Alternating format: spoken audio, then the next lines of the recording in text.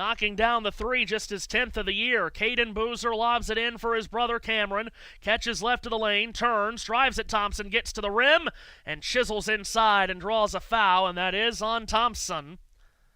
And Thompson as well is going to have to work really hard tonight to not get into any foul trouble himself because of how undersized this Clemson team is, just as Duke is. Two teams with big injuries, two teams that will be hoping not only to win tonight to make the final of this tournament, but they'll also be wanting to win just so they get another game under their belts.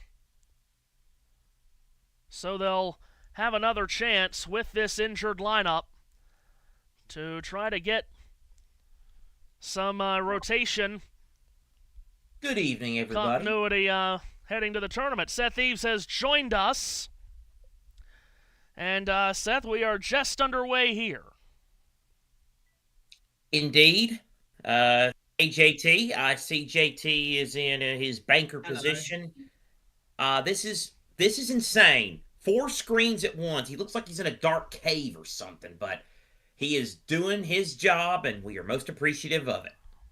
What Seth doesn't know is I'm producing F1 in 45 minutes alongside this. Good God. What a machine. Also, just note quickly, apologies on YouTube Studio. Stuff was not set up correctly, so we were still live on the first semi-final game. We are now on the correct one. Wondered why I got the alert in the middle of you talking, but, out there. Well, folk, Matthew, I come right in the box, and I get you an update. Is there a big thief among us in the Music City? 15th seeded Ole Miss has just beat Alabama to advance to the semis of the SEC Tournament. They're just the second team to win 3 straight games to reach the semifinals. The other was Auburn back in Bruce Pearl's first year in 2015. Rebs by 1 over Alabama. Could you imagine if it's an Ole Miss-Oklahoma semifinal in the SEC? Well, they scored. That would not be what ESPN execs had on the bingo card at the start of the week. They scored 43 points in the first half, did Ole Miss. And they get an enormous win again and keep their season going.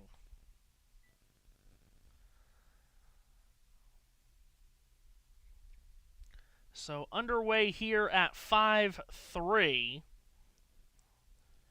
with Clemson in front. And again, the storyline of this game, the injuries that both teams are dealing with, and that's really been the storyline of this ACC tournament, which is very unfortunate, with Michael Brown at Louisville and Caleb Wilson at Florida State. The 2 injuries with Foster and Gungba here with Duke, and of course Carter Welling, who went down on Wednesday night for Clemson and will not return this season with a torn ACL.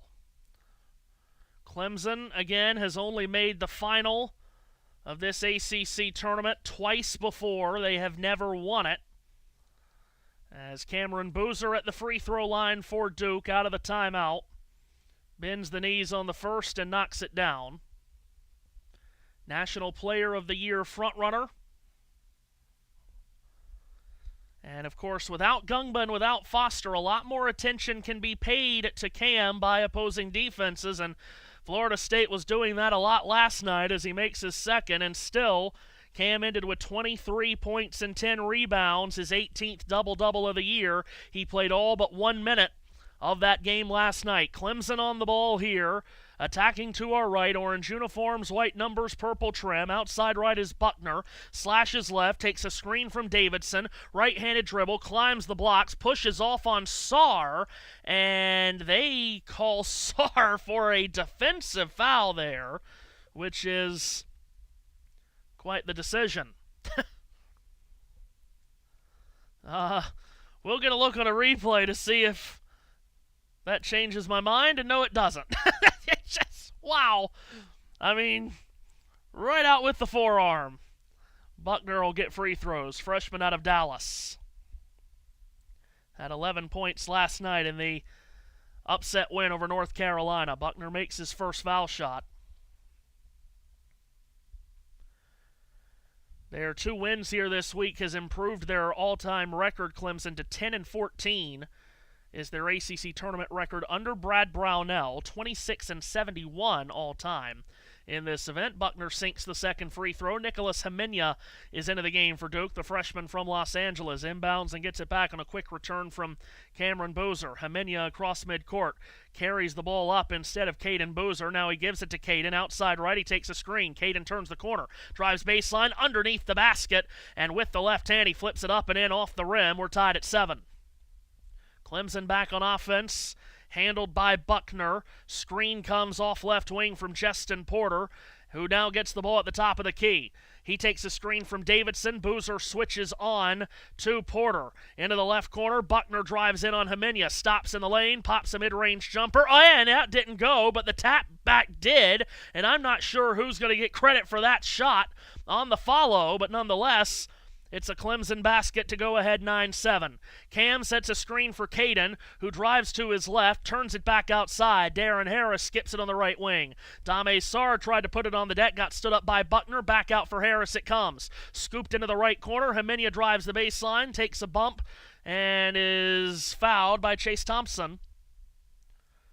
Aforementioned freshman Chase Thompson, who will be playing more minutes for this Clemson team in the absence of Welling. That last foul on the floor, so Duke will inbound. Shot clock at 20 rather than 2. Darren Harris loops it in, caught top of the circle, 18 feet away. Boozer drives and kicks. Hemenya out of the left corner with an open look at a 3, and he rips the cords from downtown. Duke's first 3-point hit. They hit plenty of them last night. Of course, Isaiah Evans hit the majority of them with 7. Duke ahead by 1. Clemson trying to change that, and doing so is R.J. Godfrey, who forks his way into the paint and floats it up and in with the right hand. It's 11-10 Clemson, 6 minutes gone. Godfrey also put in a tough position with that injury to Welling. He played a lot at the 5 last night. Caden Boozer dribbles into the paint, steps back, mid-range jumper, misses off the right side of the rim. Brown tried to keep it alive, but it's recovered by Godfrey and Clemson with possession. Tigers lost by 13 in Durham a month ago on the 14th of February. Here's a drive in from the right. Porter kicks it out to the near corner. Rainbow 3 by Buckner would not fall. Weak side defensive rebound. Cameron Boozer forwarded on to his brother Caden. Handoff far right corner for Darren Harris, who averages about 8 minutes a game off the Duke bench. Back up top for Cam. Looks to his left, locates Brown. Left for Cam on the left wing. Puts it on the deck. Drives in. Lost the ball as Godfrey held his positioning, but Cam recovers. 8 to shoot. He backpedals into the corner. Launches a 3 and pipes it down. Cameron Boozer, who can shoot it from outside, 41% from three-point range. He does so much in the paint. He can also step out and hit those long-range shots. Duke's hit 2 of their first 3 from beyond the arc. Dallas Thomas for Clemson. Drives in from the right, gets inside on Harris, hooks it up with the left hand and missed everything. That's out of bounds, untouched to Duke. John Shire will not stand for the excuses of Foster and Gungba being out, and he was disappointed with Duke's defensive effort last night. They ranked 3rd in the country in scoring defense, giving up only 63 points per game, but they surrendered 79 last night to a Florida State team that they gave up 87 to when they met in the regular season. 2 wins over Florida State by 4 and 1, respectively. Cam drives down the middle, puts his head down, gets to the rim, and gets fouled by Godfrey. Neither of these teams have much depth with the injury issues that they face. Foul trouble hopefully will not decide this game, but almost assuredly it will play a part in it. Question is, how big of a role will foul trouble play tonight as Cameron Boozer gets back to the free throw line. Duke does struggle from the foul line. They're 210th in the country in free throw shooting at 72%. Cam hits his first. He's a 78% foul shooter. And one more to come. Spins the ball in his hands, one dribble, bends the knees, Cam flicks his wrist, second free throw is good, and Duke's ahead 15-11, and Cam's going to go to the bench. He probably will not get many breathers tonight. Again, he played 39 of the 40 minutes last night. He'll get a quick breather here. Dame Sarr checks in. That makes this already undersized Duke team even that much smaller with Cam on the bench. Clemson into the front court. Will they take advantage of the size here? It is shot to the inside. Hunter wraps it back out, however, and Porter was loaded up and ready to fire a three, and he knocks it down from the wing. Justin Porter out of Houston, a transfer out of Middle Tennessee. At the other end, Dame Sarr dribbles the ball off his leg. It's out of bounds to Clemson. Sarr looking up at the Jumbotron. He wants John Shire to challenge. Get it ready, JT, because they might. John's already going to his assistant with the tablet, and he's going to put his index finger in the air and put it in a circular motion. John Shire wants to challenge. And if you watch enough Duke games this season, and we've done enough on this channel this year to know, John doesn't love when his players do the challenge signal. He really wants to get his players to stop doing that. But every now and again, when he thinks he has a case, he'll turn immediately back to the assistant with the tablet sitting behind him. And they'll take a look at the tablet. A lot of pressure on the tablet guy. I hope the Wi-Fi is good to get the good look at the tablet. And as you can see, it could be like JT has South Carolina's. Like the video assistant for South Carolina's women's basketball team who helped Dawn Staley win that challenge against LSU in the SEC tournament last week. And I said, a Duke challenge. JT is... He is once again, he is a tall giant in a world of shriveling little people. I can't say the other thing he said because we want to be inclusive on here. I just can't believe that he said that, to be that particular word, to be honest with you. But, you know, it is what it is. I got on a Bill Walton kick this weekend. Missed that, man. But anyway, yes, JT, you are a giant. Thank you, JT, for living your life so that we can live ours. He means that literally, too. 3:30 to go in Cleveland. Akron is up 6 on Kent State. Kent State is going to the free throw line. That great rivalry could be heading down to the wire in that MAC semifinal, of course. Now, I was texting a buddy of mine this, Matthew. How many freaking times in the last decade or so have we gone to the MAC tournament with Toledo as the top seed and being, is this going to be the one that finally break through? And I think, wouldn't this be the freaking year for them to break through and do it? Yeah. When they were lower than they were worse than an afterthought in this league? It would be a heck of a story no matter what. It is going to be a great story out of the Mid-American Conference as they will get 2 bids to the NCAA tournament.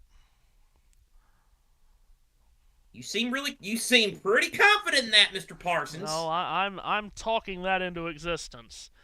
No business not your lips to God's ears. It's no business not having it.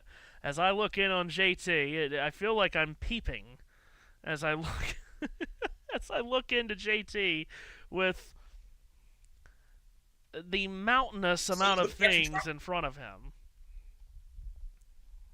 Now, you can see the screen that I'm working on. This probably makes no sense to you at all. Nothing you do makes sense to us. What are you talking about? This is how we do all of our... There's the end of the Ole Miss Alabama game. How about the hottie toddies? Yeah. Matthew, here's the thing. You either get Ole Miss Oklahoma in a semifinal, no one expected, or, Matthew, you get an Ole Miss Arkansas semifinal. Nothing stupid ever happens when those two athletic departments get together. Well, and an Arkansas team that could be shorthanded, and maybe Ole Miss apparently A-Cup is playing tonight, from what I heard, though. Duke did challenge. It is a successful challenge, so they will hold on to possession. as it did ping-pong off of Sarr's leg, but also hit Waleen's leg. So Duke inbounds, and here's Dame Sarr with possession, dribbling on the perimeter to his left, hand off Evans, given back for Brown. Cameron Boozer still on the bench. Brown dribbles left, swings it right. Hemenia lassos in the pass, crossover on the dribble, throws it into the right corner for Harris, who had it stripped out of his grasp. It's out of bounds off of Clemson. And now Brad Brownell looks to his tablet coach. What are we going to call those guys? And no challenge coming, it would say. I don't think Clemson's Wi-Fi was as good. Duke will inbound from underneath. 8 on the timer. Hemenia tries to lob it up for Brown, who catches, pitches it back out. Evans free to fire off right wing, clatters off the rim, no good. 2 bodies hit the deck. One was Sarr, the other was Johnson. Clemson has possession. Into the front court, Dylan Hunter, 4th-year Tiger. Under a left-handed dribble, looks to his left. Good ball denial by Hemenia on Waleen. Instead, it's back out to Hunter again, outside right, 10 to shoot. Hunter between the legs on the dribble. Brown defends. Hunter steps back on him, fakes a 3, feeds it left. Timer at 3. Going to need to get off a shot, and they struggle to do so. And Waleen ends up dribbling it right off his calf and out of bounds. And the Duke defense locks down Clemson again, as Hemenia was all over the play defensively there against Davidson. Or was that Waleen? It was Waleen. And it'll belong to Duke again. 15-14 lead for the number 1 seed as Caden Boozer dribbles back into the front court. Brown sets a high screen. Caden out to his right. Puts his head down. Slices inside. Hits the brakes. Tried to turn it back to Hemenia, who bobbled it. Recovered. Then he spoon feeds it inside. Muscles up a shot. Too strong off the window. No good. He tried to save it from going out of bounds as he tried to track down a near corner rebound. But it's out off of Hemenia. It'll belong to Clemson. Going to be a grinded-out kind of game with these two teams facing the struggles that they do with injuries. Cheston Porter for Clemson.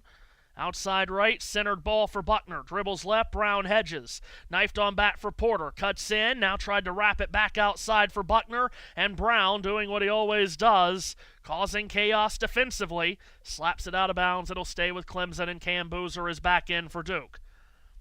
He was on the bench for a couple of minutes there after only being on the bench for a combined 1 minute last night. Porter will inbound far side front court in front of the scorer's table. Gets it in for Buckner, who comes over for the ball. Buckner hands it off. Davidson dribbles top of the circle. Handoff Johnson. Contested 3 is off the back of the rim, no good.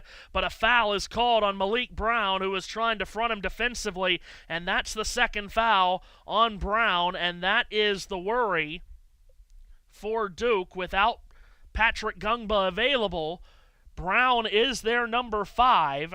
Not only is he outsized to be a number 5 at 6'9", but he can't get into any foul trouble, and he has picked up 2 in the first 9 minutes and change. 3 free throws for Johnson, and he knocks in the first. Senior out of Huntsville, Alabama, transferred in from UAB, where he spent 3 seasons as a Blazer. Second for Johnson spins off the rim. We stay tied at 15. Duke at 30-2 on the season after their win last night, as Brown does go to the bench to get a breather. And that will change this lineup and will put Hemenia or Cam Boozer at the 5, as the third free throw is good. Either way, those are not guys normally that's going to play that 5 spot, as Cam and Caden play catch on the perimeter. Caden knifes it out to Evans, who's not hit a shot yet. Bounces it to Caden off left arc. Dribbles left into the corner. Wanted to hand off for Sarr. That was denied. So it comes back to Cam, top of the arc. Jab step at Davidson. Feeds the right corner. Hemenia tries to shoulder his way in. Spins right. Muscles it up. Off the glass. No. Rebound out of bounds. It's last off Clemson. It'll stay with Duke, but the shot clock is only at 1.8 in fact, the shot clock. We'll have tenths of a second on the shot clock, as we do play in an NBA arena this tournament. So it's 1.8 on the timer, so Duke will have to be very deliberate and very quick with what they do here. And again, they don't have any size to try to lob the ball up above the rim to. Clemson player on the bench might have been cut. That is Ace Buckner, who they were tending to. Might have been bleeding. We saw blood all over this floor yesterday in the Miami-Louisville game. And indeed, now we have some floor managers come out, and they are going to clean up a drop of blood. Well, my guy made a mistake by putting the latex glove on before he reached for the wipe in his pocket. You can't pick up anything out of the fabric pocket of your pants with a latex glove on. That's like OJ trying to put the glove on with a latex glove over top of his hand already. And, of course, did a lot of acting there, too, back in 95. This how-to health tip is brought to you by Matthew Owens, Fauci Incorporated. You take the alcohol wipe out of your pocket first, then you put the glove on. But, oh well.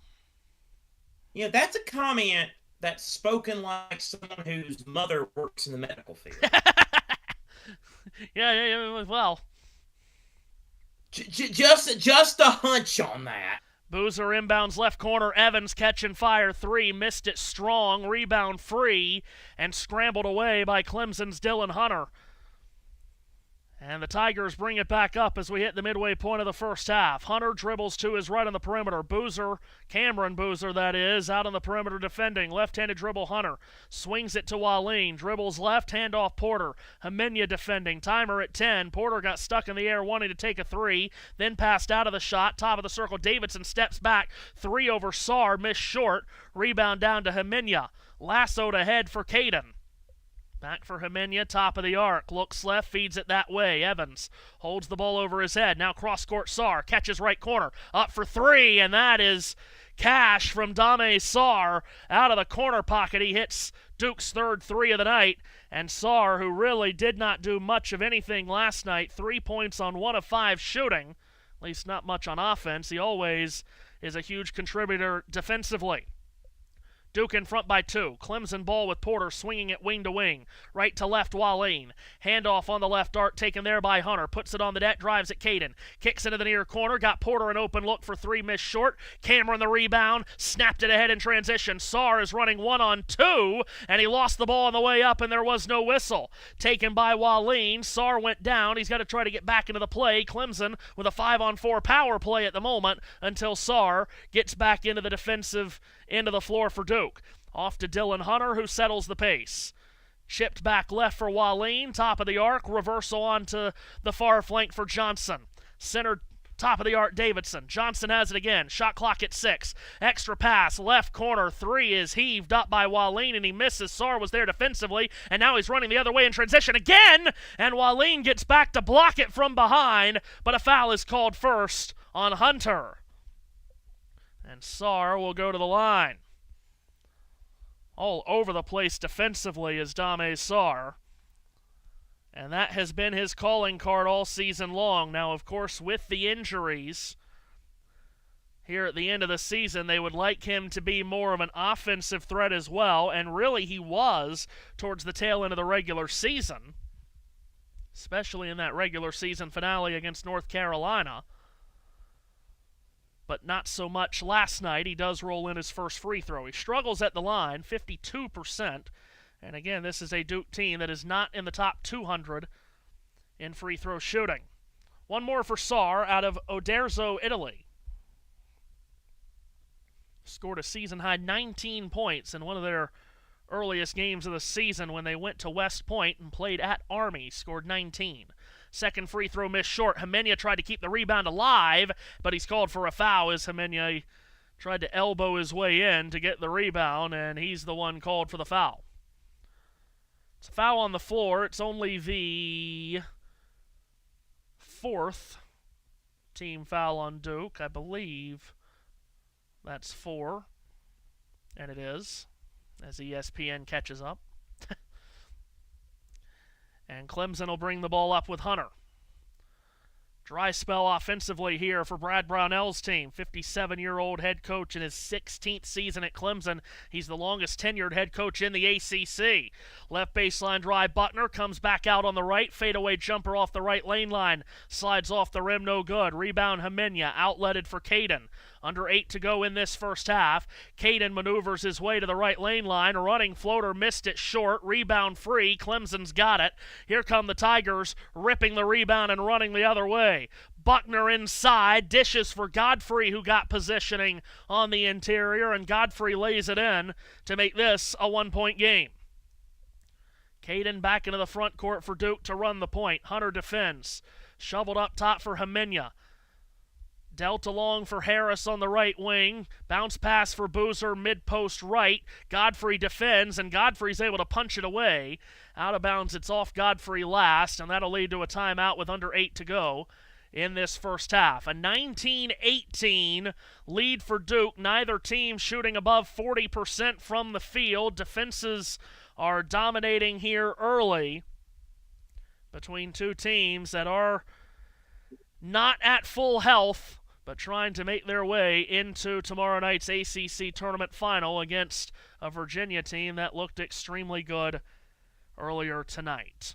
We'll get more updates from Seth here. I would like Seth to get an update on that last Big Ten quarterfinal because I have not seen or heard that score. Michigan State and UCLA wrapping up the day in Chicago. What do you got?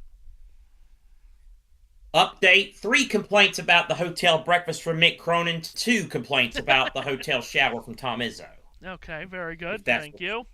I'm just, you had to know something like that was coming. If you want me to be serious here, which I think that was the point of it, Mick's bunch looks good. 44-33 Bruins at intermission. Wow. Been an interesting day in the Big Ten tournament. We're going to talk more about that at halftime, of course. Been a very interesting day in Chicago. Yeah, it has. Also, Georgetown is within 8 of UConn with 8 minutes to go. And that should shock no one. That UConn is no, it should not. An underdog hang around. It will, but it shouldn't if you've been watching ball all season long. Real quick, this has network implications. Early second half in the first Big West semifinal. It is UC Irvine on top of Cal State Northridge, 58-47. Very good.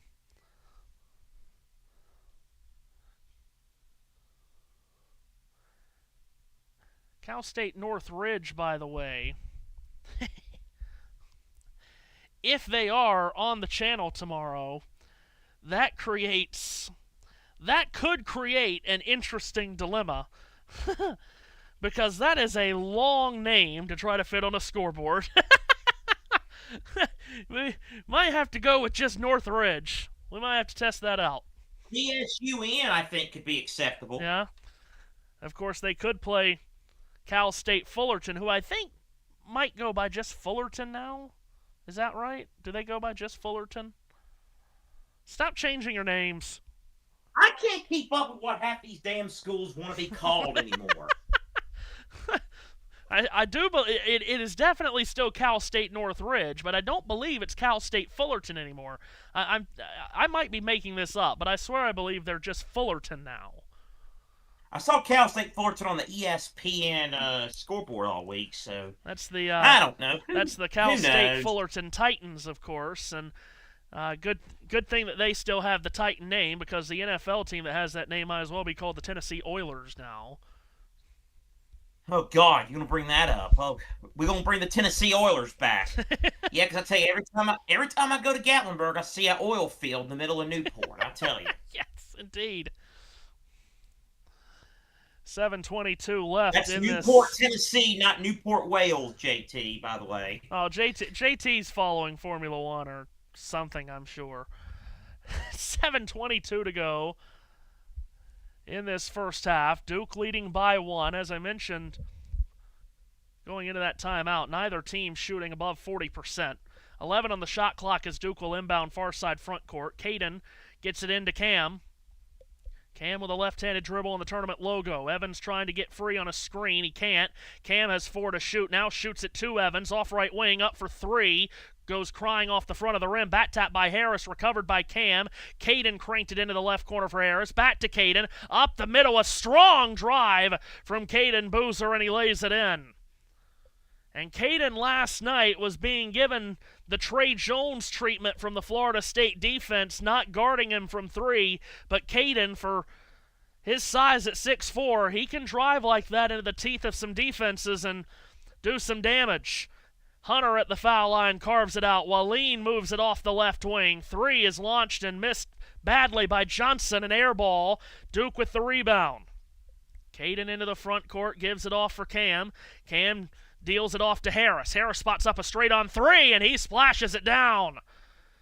Darren Harris might be playing more minutes than he's used to with the Duke injury. Sophomore from Herndon, Virginia, averages 10 minutes a game off the bench. He only played 8 minutes last night and did not score, but he shoots a 3 down right there to push the lead to 6. Here's Clemson on the ball again. Hunter off a high screen from Godfrey. Drifts right, passes left. Johnson with 9 to shoot.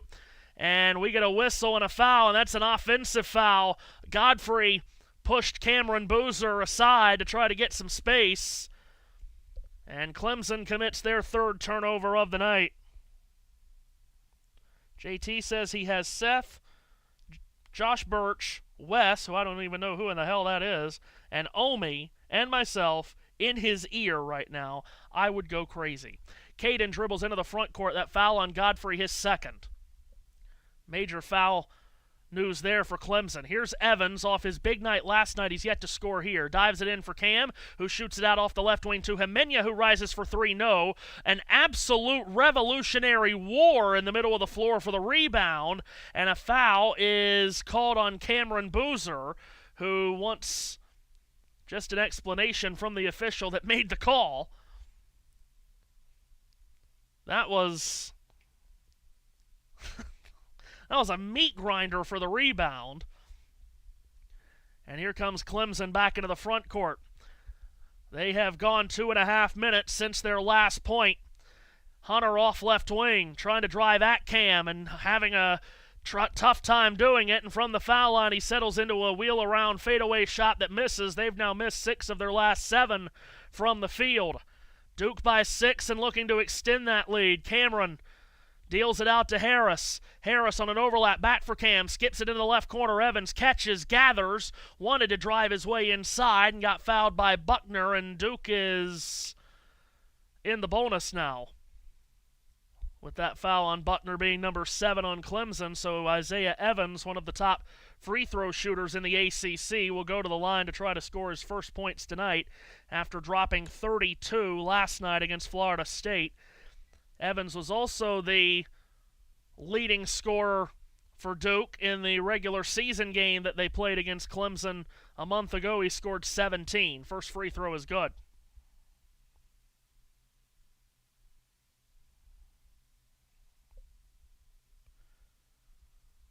One more to go for Isaiah Evans, sophomore out of Fayetteville, North Carolina. And he knocks that one down. Duke with their largest lead of 8. Largest lead either team has had, as we're 15 minutes in to this first half. Hunter drives in from the right, draws a crowd, kicks it out. Wow, and Evans goes airborne in the left corner to try to defend Johnson on a drive, and he clatters right into Johnson. Both of them go down to the deck. Foul is called on Evans, his first. JT now going into production of JBM. And this might be the sprint. I know this is China weekend, and I'm pretty sure it's a sprint weekend, so this might be the sprint race. I can't keep track of the scheduling of the Asian weekends, or the Australian weekends for that matter. Clemson on the inbound. Yeah, Matthew. Davidson from the right elbow backs his way in, tries to lift it up with the left hand over Cam. That skips off the rim, no good. Rebound down to Duke, and boy, Clemson really falling into the trap of Duke's defensive web They've missed 7 of their last 8. Cam puts it on the deck, drives and kicks. Caden right back in for Hemenia, right of the lane. Backs in on Hunter, draws a double, gives it to Caden, slashing in! Caden Boozer scores, plus a foul. Another terrific take on the inside from the much smaller of the Boozer brothers, but Caden has a chance at a 3-point play.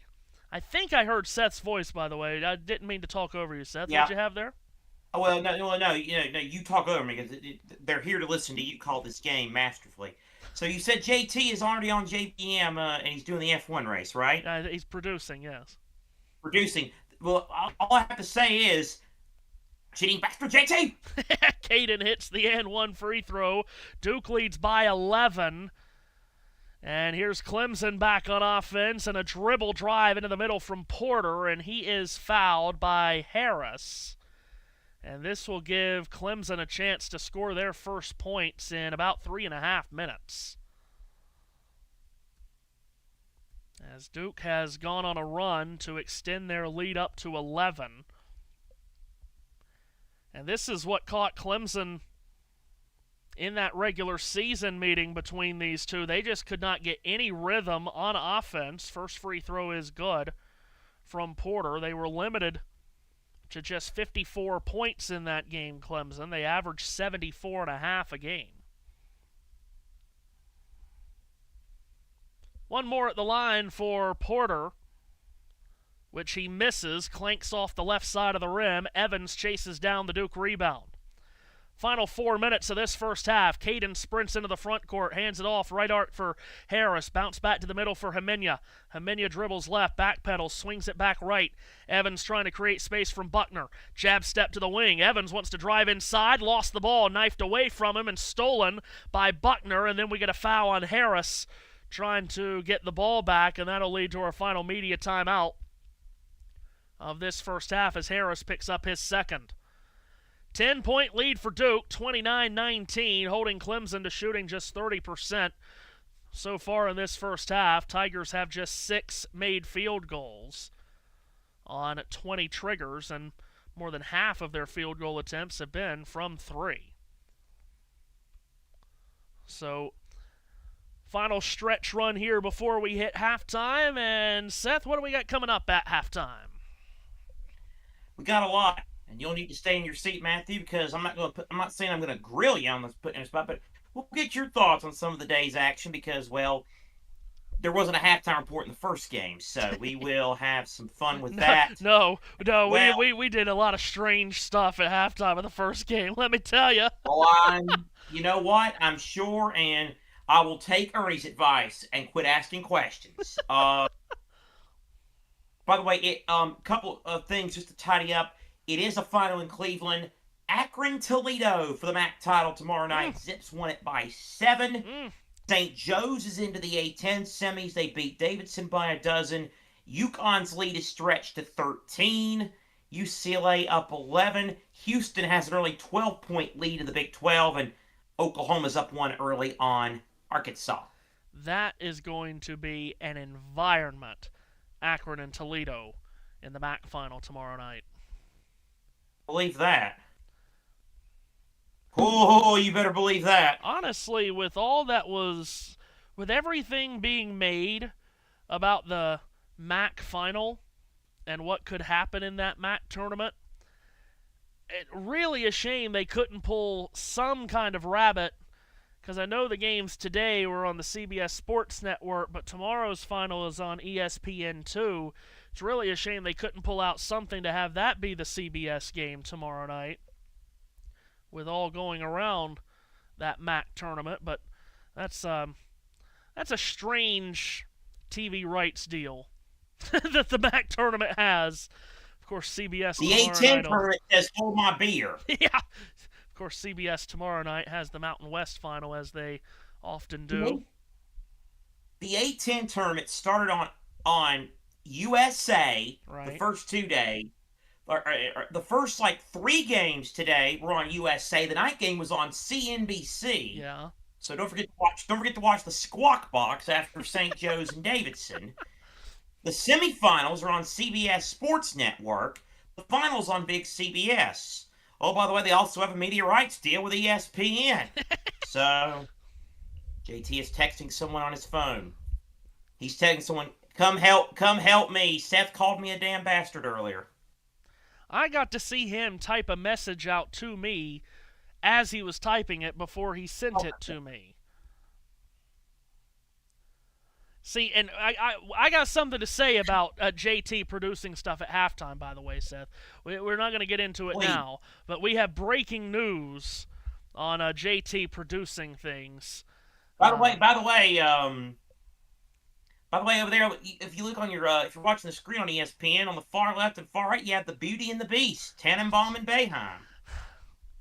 Tannenbaum hosting tonight because West Durham is on radio tonight, which is awesome. Thank God. As Clemson will have free throws out of this timeout with Ace Buckner. Apparently the Wes that JT was talking about, as Buckner makes the first, is someone by the name of Wes Mansbridge, who I have never once heard of in my life. I know a lot of people that makes two of us at the JBM Carnival. I have never heard of Wes Mansbridge. Here's Duke into the front court. And what a great pass inside. Cam zips it underneath the cylinder. Haminia catches, gathers, and scores. Cameron Boozer with the assist. His second of this first half. Duke leads by 10. Clemson on the offensive end here. They've missed 8 of their last 9 shots. They don't have a made shot from the field in nearly 5 minutes. Dallas Thomas handles on the outside, drives at Haminia, gets free at the foul line, jumper misses. Offensive rebound came right back to Buckner, however. He'll reset the Clemson possession. Buckner slashes in from the right, goes to the rim, and contacts Haminia. They go down. It's an offensive foul. Haminia draws the charge. A lot of guys having to step up for Duke with Gungba and Foster's absence, particularly in Gungba's absence. More players are having to step up in his absence. Only really one player is having to step up in Foster's absence, and that's Caden Boozer. Haminia at 6'8", playing center and drawing that charge. Now, what they do if they win this game against the 7-footers of Virginia tomorrow, I have no idea. But tonight, 6'8" Nicholas Haminia playing the center position right now really well. Duke into the front court. Caden hits the accelerator, drives in from the left, then kicks to the left corner. Haminia returns it up top. Now it's Boozer to Boozer. Cam has it up top. Finds Evans. Evans maneuvers to the foul line. Fall-away jumper is there. Evans has his first field goal of the night. He had missed his first 4, and Duke has made their last 3 from the field now. They lead by 12. Timeout Clemson. 5 minutes since Clemson's last made shot from the field, and Duke is making them pay as the Blue Devils have their largest lead of the night at 12. Now, can JT get a Clemson timeout graphic in as he produces Formula One on JBM? That would be an absolute... He's typing it up as we speak. Holy smoly. I don't know what we did, what little old us did to get the best producer in the world, but somehow we got it. Timeout Clemson. And it's a quick timeout, which will make JT even that much happier. That it was such a quick timeout. I just now realized I was making comments and I had myself muted. Oh, so, yes. But oh my God. I mean, this guy was built in a lab. That's the only explanation for it. He had muted himself. Clemson on the inbound, and they try to whip it inside for Davidson.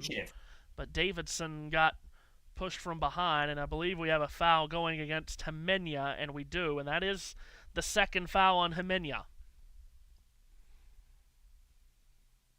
Waleen set to check back in for Clemson, the junior from Provo, who transferred in from Utah. It's Davidson at the line. He transferred in after spending the last 3 seasons at Nevada. And Davidson is a 67% foul shooter. He has 1 and 1, and he makes the first. 17 points and 11 rebounds for Davidson last night in the win over North Carolina.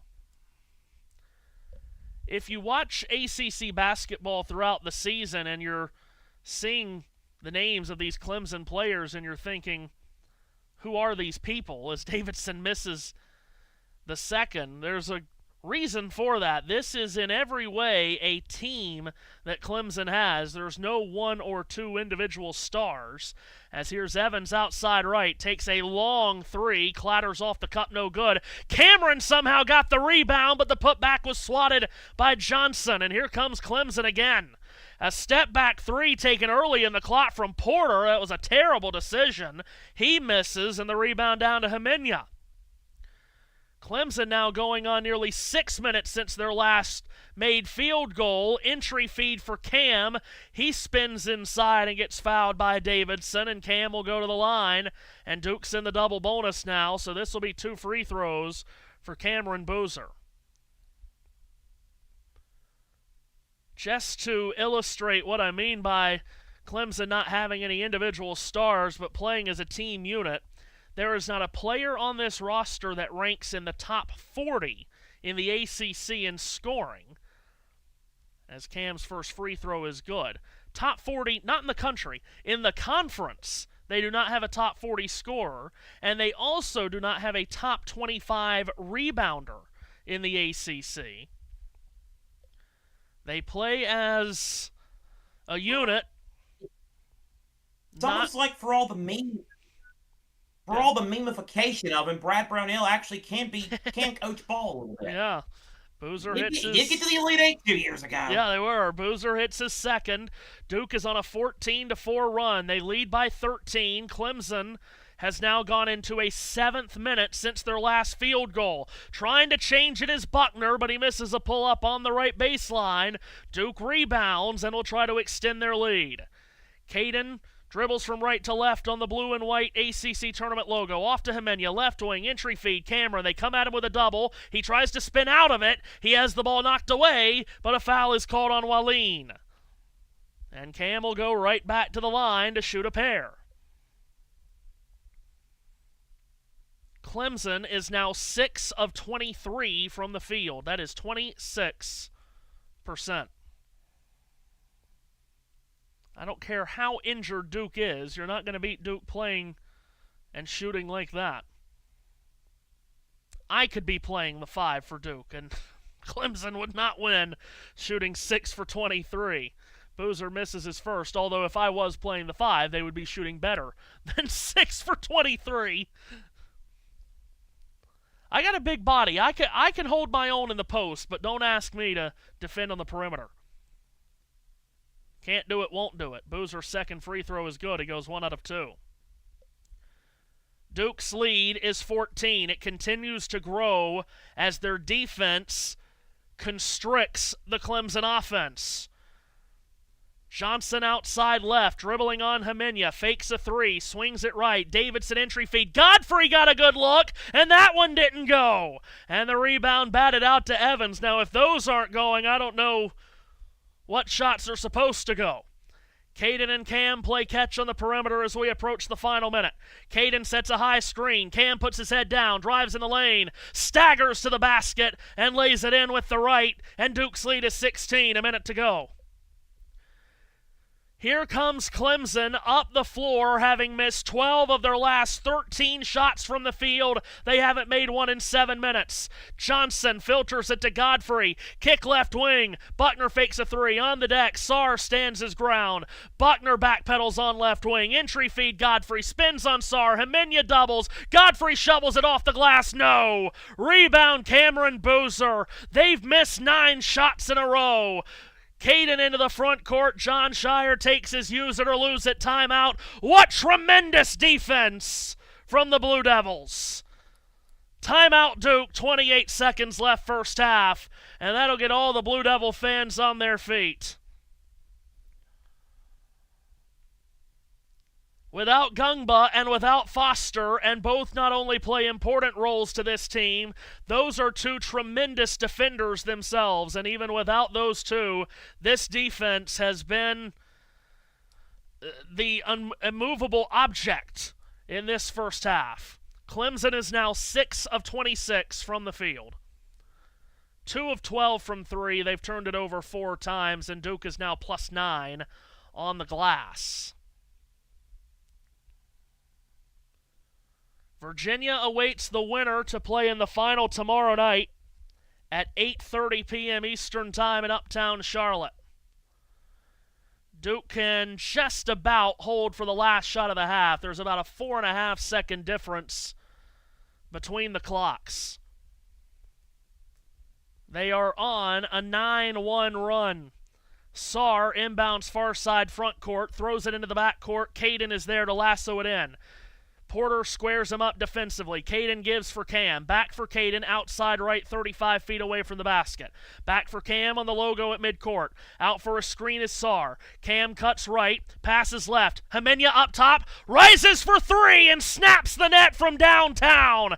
Clemson up the floor with 5 seconds to go in the half. Can they make a field goal? Butner shovels out. Johnson a 3 from the left wing, misses everything. And that's the end of the first half. Duke ends it on a 12-1 run. Clemson missed their last 10 from the field and 14 of their last 15. They only shot 22%. They only scored 22 points. It's Duke by 19 at the break. Inspirational defensive effort from the Duke Blue Devils and John Shire's team. Seth Eaves, they just held Clemson without a field goal for the last 7 minutes and 44 seconds of the first half. So, about a month ago, I gave Houston the title of college basketball's equivalent of a boa constrictor. What the hell you want to call Duke? What's one step below boa constrictor? I know you don't like snakes, but like, what is one step below boa constrictor on the snake family chain? That's what Duke is. Blue Devils lead at 41-22 as we go right into halftime here at the ACC Tournament. The top-ranked team in these United States, well, they are looking like it. Let's dive right into the scoreboard. Oh, yep. He did. Yep, I did. Real quick, watching the end of the SWAC semifinals, Southern just hit a shot to go up by 3 with 0.6 of a second left. Florida A&M is going to have one last chance. More on the championship game of that in the rundown later. But Matthew, we're getting right into it, and let's start with the granddaddy ACC. You had the first game. Virginia beats Miami 84-62. And Matthew, I will say the question that I left in the chat at the end of the game that never got addressed. Who saw this coming? Well, Virginia, they are a well-coached team under first-year head coach Ryan Odom. They have not gotten the national recognition or respect that they deserve all year. They're ranked top 10 in the country. I don't feel like anyone realizes that after their win tonight. What are they now? As I look at my notes, they're 29-4. I mean, that's a heck of a record. They won games out of conference against likes of Texas and Ohio State. I know those are bubble teams to make the tournament, but can only play who you play, I suppose. I know this isn't professional sports. You do make your own schedule, but this is a good Virginia team, and they're going to be dangerous in the NCAA tournament. I think they will be a top 4 seed. They're going to be one of the top 16 overall seeds, and I don't see how they lose tomorrow, no matter who they play, just because Duke and Clemson are both so injured and so undersized because of their injuries. Virginia just cycles in 2 7-footers in Grunlow and Anienso. So I really don't know how they lose tomorrow. And, if they go into the tournament with 30 wins and just 4 losses. If they go into the tournament 30-4, here's one. Has there been a power conference team to win 30 games and not be a number 1 or a number 2 seed? Like, that can't have happened often, right? I can't sit here. I can't think of one off the top of my head, but I mean, I think Virginia's perception was ruined by them getting blasted at Duke. I think some people out there look at that game and think, yeah, they're good, but they're not really that good because they got embarrassed when they played a real team in a tough environment on the road. So, Well, a chance to beat them tomorrow, perhaps. I know it's not, fully loaded Duke, but a chance to beat them tomorrow night if Duke hangs on to win this one tonight. But I think Virginia's good. I also think Miami's good. What I would be concerned about with Miami, and I think they could do damage in the tournament, but I would be concerned based on what we saw tonight, just what looked to be a lack of energy and a lot of fatigue setting in. Now, obviously, if you win your first-round game in the NCAA, you're not playing back-to-back days. You're playing 2 and 3. But that would be the only thing that would concern me there, is that they looked really fatigued tonight. But I do think Miami is a really good team. Those 2 first-year head coaches that have done an amazing job. The future of ACC coaching, Luke Laux is in there too. The future of coaching in the ACC is really good. Big 12 tournament in Kansas City, they changed the floor, would you believe? Yeah. And nothing has happened, to make it that look like a good decision. Halftime, Houston up 33-25 on Kansas. Real quick, I'm going to need you to ramble. I got to step aside for just a split second, Matthew. Talk about what some are saying is the game of the season. Arizona 82, Iowa State 80. A game, Matthew, that saw make baskets on the game's final 11 possessions. Yeah, and Iowa State, they led by 6 at halftime. They played extremely well. This is further proof of what I've said for a lot of the season, is I think Arizona is the best team in the country, and I think the reason they're the best team in the country, there's multiple reasons for that, but I think the heartbeat of that team is Jaden Bradley, and he makes the shot at the buzzer to win the game for Arizona. But I just think Jaden Bradley, he is so unflappable in enormous moments. On our channel, very early in the season, we had Arizona go to UConn. Tough environment against, obviously, a really good UConn team. Bradley went into that arena and just would not blink. I just think he is absolutely tremendous, and I think he's the one part that puts Arizona over the top of Michigan and Duke and Florida. As he hit that shot to win it at the buzzer, Anthony Del Orso, speaking of how deep this Arizona team is, Anthony Del Orso was their leading scorer tonight. He came off the bench and scored 26 points in 29 minutes. They have so much depth, Arizona, and a great win tonight.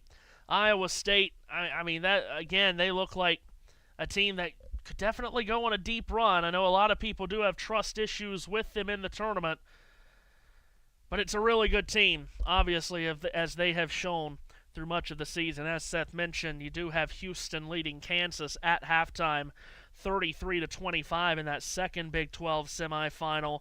Let's see here. Chris Sinak has 15 points to lead the way for Houston. Darren Peterson has 12 of Kansas's 25 points. That's in the Big 12 tournament, their semifinals. We've mentioned throughout the night, quarterfinal day in Chicago with the Big 10. Michigan over Ohio State, 71-67. It had been over 2 decades since Michigan had last beaten Ohio State in the 2 regular season meetings. Well, this time they beat them in the 2 regular season games, and they beat them a 3rd time today. Tightest game of the 3 that they've played, but Michigan with another victory. Adai Mara had 17 points and 7 rebounds. So Michigan, their third win in a row to beat Ohio State in the first quarterfinal of the day in Chicago, as we have Seth back. Yes. How much did you cover while I was gone? I haven't answered the call of nature. Just that Big 12 game and the first out of the Big 10. Michigan wins at 71-67. They get the only team in the Big 10 to beat them this year, Wisconsin, who rallied to beat Illinois 91-88 in an overtime thriller. I'll tell you what, Matthew, this ain't your daddy or your brother's Wisconsin even. These guys have guards that can score. Oh, well, I mean, Wisconsin has as good of a backcourt as anyone, and that's what's going to make them dangerous in this NCAA tournament. And it's what gives them a chance against Michigan tomorrow. As you said, they've already beaten them once, but I mean, good Lord, 38 points from Nick Boyd, 31 from John Blackwell. I mean, those two went off for nearly 70 combined points. No one else on that team scored in double figures, but those two were both in the 30s. I mean, that's Wisconsin in a nutshell. Indeed, it is. Purdue, Nebraska, 74-58 Purdue wins. Here's a stat for you on that game. We will now go 20 years, which, by the way, next year, 2007 is 20 years ago next year, if you can believe that. And next year, we'll mark 20 years since we've had this, and the streak's going to continue. That was the last time we had a 1-versus-2 championship game in the Big Ten tournament. Oh, gosh.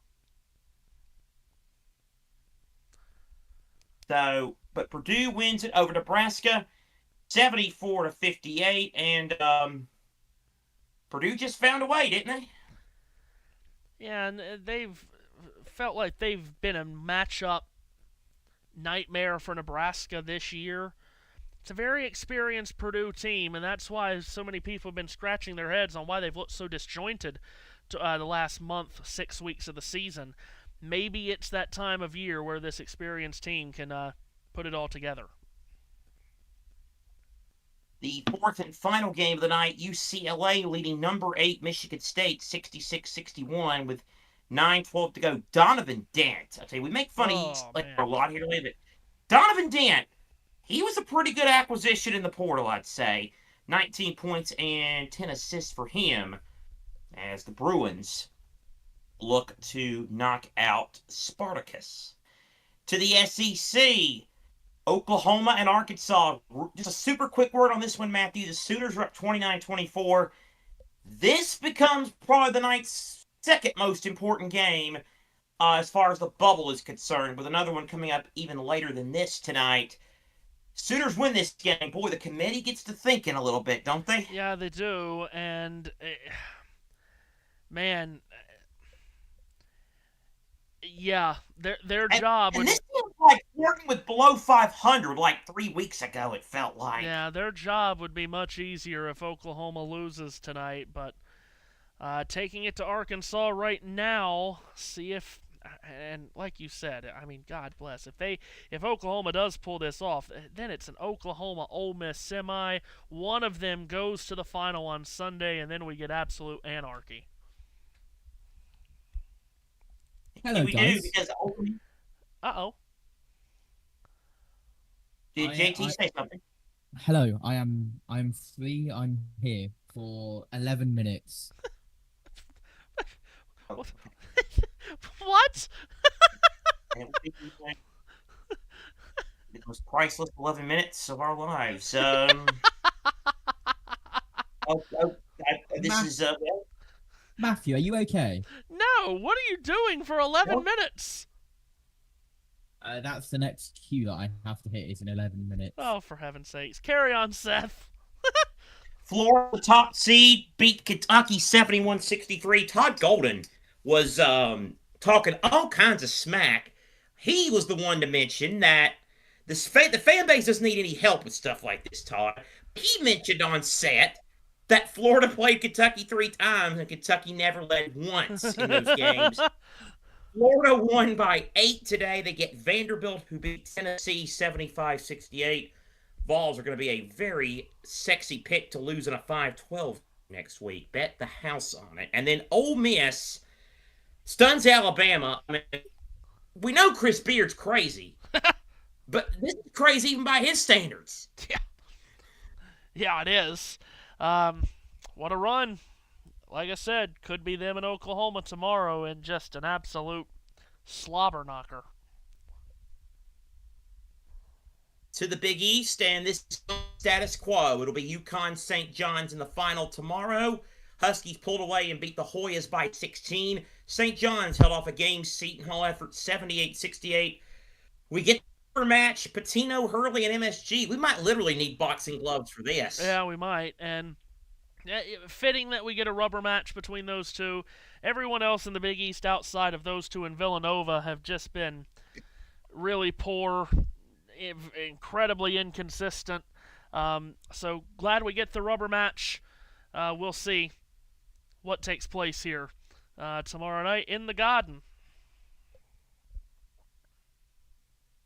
Goodness. So in the Garden. All right.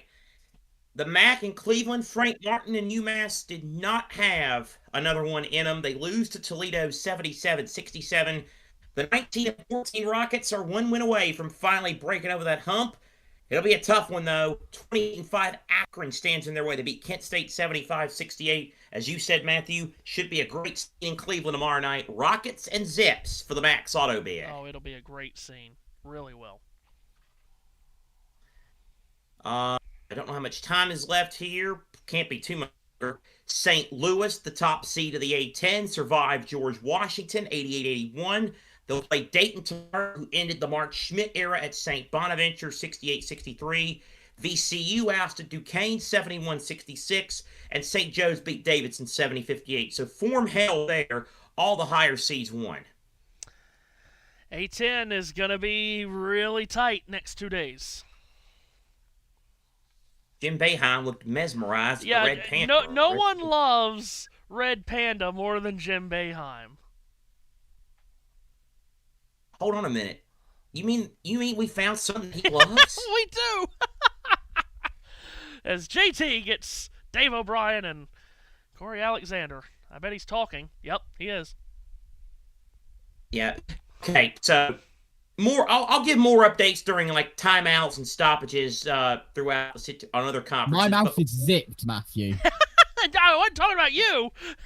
We were talking about you. We was talking about another guy who doesn't have any sense. Yeah, doesn't stop talking.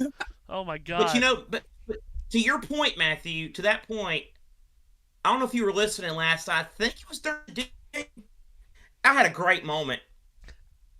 I was trying to turn obviously you wouldn't be able to hear because it doesn't pick up very well on my device, OBS device, but I turned the sound up to try and get an explanation on a call.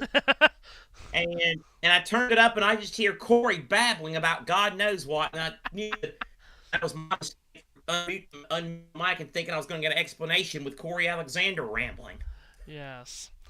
Second half underway, and Cam Boozer tried to lob to Malik Brown, swatted away, taken by the Tigers, who missed 14 of their last 15 shots from the field to end the first half. They didn't make a field goal for the last 7 minutes, 44 seconds. They'll try to change it here right out of the gates, and Godfrey gets in the lane and hooks it up and in with the right hand as he gets a favorable bounce off the rim. And finally, Clemson with a basket, their first in 8 minutes of game time. They trail by 17, and Duke with the ball. Malik Brown, who picked up 2 fouls in the first half, didn't play much in that first half. And it's outside now for Caden Boozer, who strokes a straight-on three that misses. Rebound down to Clemson's Dylan Hunter. In fact, Brown only played 9 minutes in that first half. Clemson on the ball, and an entry feed towards Godfrey, knocked away by Brown, stolen by Caden Boozer. In transition, he goes to the rack and draws a foul. That goes against Davidson, and Caden Boozer will go to the line. Caden looks like he's playing with a lot more confidence than he did last night in his first game in the starting point guard role. Of course, he did make 5 starts this season. His first game in a long time and first of major consequence in the starting point guard role as he hits his first free throw.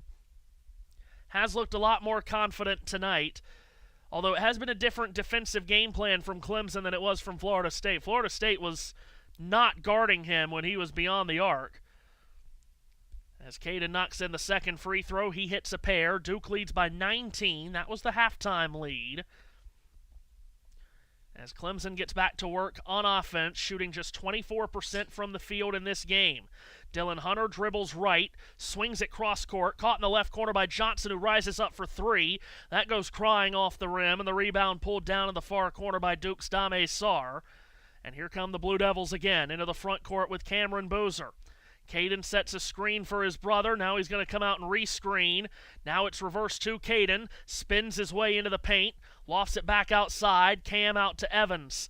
Evans around a Cam screen. Takes a straight-on 3. Line drive miss. Rebound. Scrap 4. Kept alive by Brown. He hits the deck. Loses the ball. Taken away by the Tigers. Here's Johnson the other way. Power play for Clemson. Out of the left corner 3 by Buckner. No good. Offensive rebound. Johnson went up for a putback. Could not get it to go, but he got fouled by Evans, who was rushing to get back into the play defensively.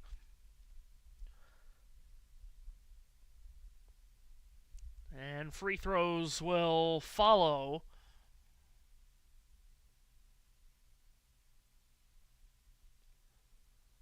Now, what do we have going on here?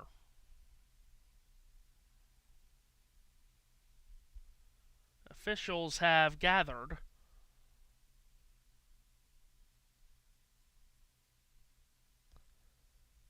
We are getting a technical foul. Technical foul has just been assessed to Duke's Dame Sarr. I would have to think he said something. he must have said one of the magic words. And the technical free throw is good from Johnson. Clarence Armstrong is with Lee Cassell and A.J. Desai. Those are the officials tonight. Now my question is, if that's indeed what gave him the technical foul, did he say it in Italian or English? Second free throw is missed from Johnson. Thank you. If he said it in Italian, then I don't think it's a technical foul. unless we have an Italian referee, of course. If we have a referee that speaks Italian, Clemson. Pierluigi Collina. Yeah, well, Clemson inbounds off that technical foul. Godfrey top of the circle, handoff Hunter, turns the corner, pins it back outside. Thompson feeds it left. Buckner back up high. Thompson shovels it at the top of the arc. Dylan Hunter crossover dribble. He'll drive at Cam, spins to the foul line, bounce pass underneath. Godfrey got positioning. He goes up to the rim and draws a foul, and it is on Sarr. And Sarr just picked up his 3rd foul. So not a good defensive sequence there for Dame Sarr.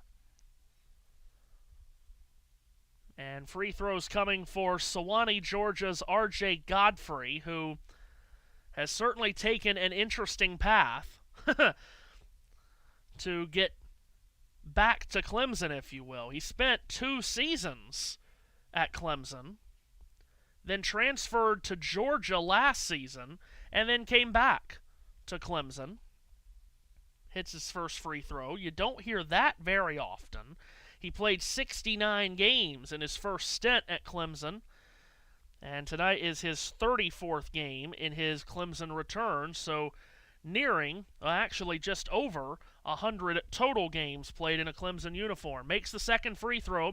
That turns into a 3-point trip for Clemson. All were made from the free throw line.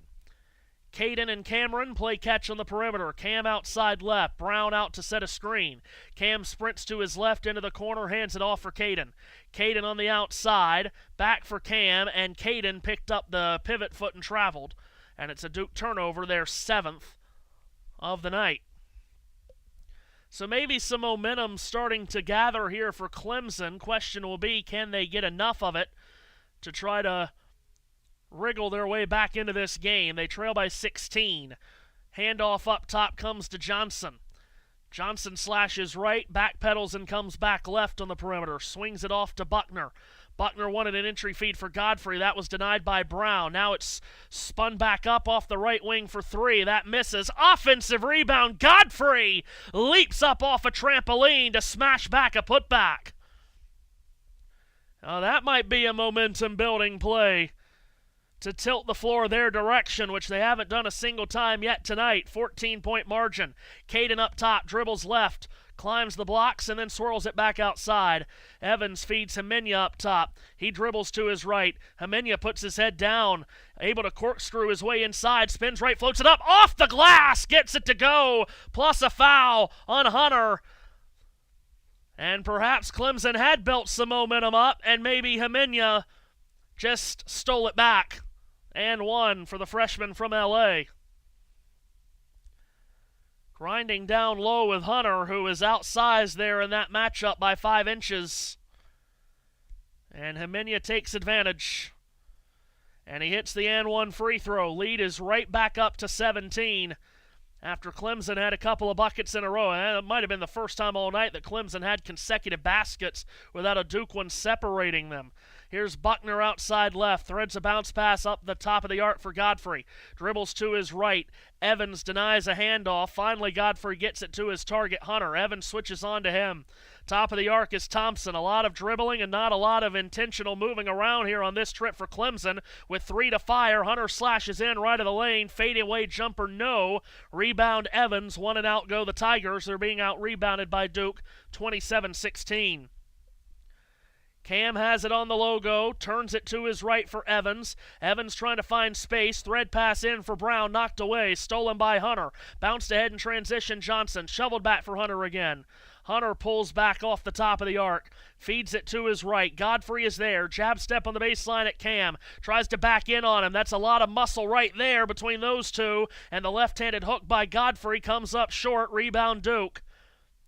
Caden into the front court. Two hands it to Cam at the top of the arc. Well beyond the 3 on the midcourt logo. Godfrey defending. Hemenya takes a screen. They leave Cam open, so he shoots a 3, and he bags it. Cameron Boozer was given a sliver of daylight, and he takes advantage. Hits his second 3 of the night. Just like that, the lead is up to 20. Largest it's been for the Blue Devils. Clemson back with it. Hunter sliced it. Johnson drives it. To the right elbow, he stops. Evans stays with them defensively. Top of the arc is Buckner. Crossover on Caden. Spin cycle to the foul line. Fadeaway jumper slides off the rim. No good. Cameron the rebound. Outletted Caden. Duke has been in full command of this game for about the last 12 minutes, 15 minutes of game time. Boozer, make that Cameron Boozer, outside right. Hunkered stance on the dribble, puts his back to his defender Johnson, lobs it inside. Brown a tough catch, he fell down, might have taken contact from Thompson, there was no foul. Clemson ball, Hunter in transition, drives up the middle, kicks right wing, and Buckner rips the cords on a downtown hit. Right wing 3 is good, just the third 3 of the night for Clemson. They're 3 of 17 from 3-point range. Caden Boozer, right-handed dribble, taps the top of his head with his left hand as he calls out a play subliminally to his teammates, gives to Hemenya, curls up the right baseline, kicks left corner, Cam's left alone, 3 rattles off the cup, no good, rebound down to Buckner. Clemson possession down 17. Buckner flashes into the front court, drives, spins left, hanging jumper all the way around the rim, it would not fall, but a foul going for the rebound is on Duke. It's on Hemenya, who clattered into, I believe that's Godfrey. Timeout on the floor, 13:38 to go. Regulation time, 49-32. Duke with a 17-point lead. Seth, we have played in this game 26 minutes and 22 seconds. We played over 26 minutes, Seth. Clemson still does not even have 10 made field goals. They're 9 of 37. That's some. It's not great. But it's no, not great, not great. But anyway, update The Fighting Pierre Mosses, 7-22 Delaware State, is fighting hard here in this MEAC semifinal against North Carolina Central. 51-47, the lead for NC Central. The survivor of that one gets the only team that made the MEAC semifinals that had a winning record. Howard, who beat South Carolina State and ended their Cinderella run 78-61 earlier today. UC Irvine's a final 93-78 over Cal State Northridge, so your dilemma was in vain. No worries about having to put a long name on the scoreboard. Absolutely no hate to Cal State Northridge, but I'm quite happy about that. I'm sure of it. Cal State Fullerton and Hawaii coming up in the second game tonight. Hawaii will be hoping for some shots that will be not good. But anyway, for Cal State Fullerton to be not good. In the WAC, it's Utah Valley leading UT Arlington 62-59. Boy, Utah Valley's had an uneventful week, haven't they? You been following that saga? Yeah. That is the first WAC semifinal. Utah Tech and Cal Baptist is in the other semifinals. So if Utah Valley wins, it's a first-time tournament team out of that conference. UCLA now up 7 on Michigan State. Houston is up 13 on Kansas. I guess Darren Peterson's out. I don't know. Utah State leads Nevada by 13 in the Mountain West. Of course, the big game there. Later tonight, New Mexico and San Diego State. At bare minimum, it's loser leave town as far as the NCAA is concerned.